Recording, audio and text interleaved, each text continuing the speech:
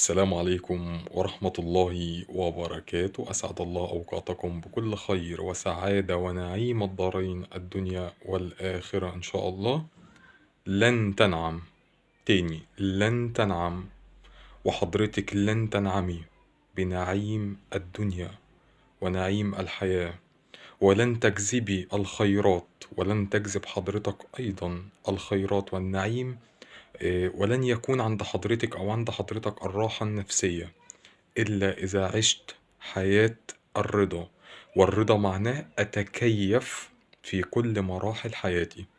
ودايما بقولها: رب دعوة دعوتها يوما ما، أو حضرتك ممكن تكوني دعيتي دعوة يوما ما وتكوني عايزة مرحلة من الاستحقاق، بتكوني طالبة حاجة من الاستحقاق مرحلة ما، فربنا عشان يوصلك لهذه المرحلة أو لهذه الستيب أو لهذه الليفل في حياتك، لازم أن يضع بعض العقبات أو بعض الأشياء عشان لما توصلي لهذه المرحلة أو حضرتك تصل إلى هذه المرحلة أو هذه المكانة من الاستحقاق تكون على قدر من هذا الاستحقاق.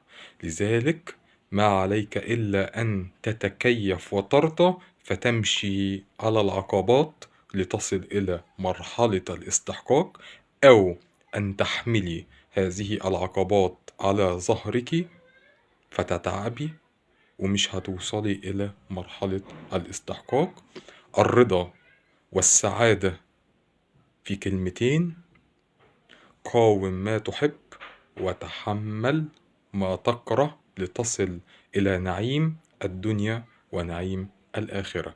أسعد الله أوقاتكم بكل خير وسعادة ونعيم الدارين الدنيا والآخرة.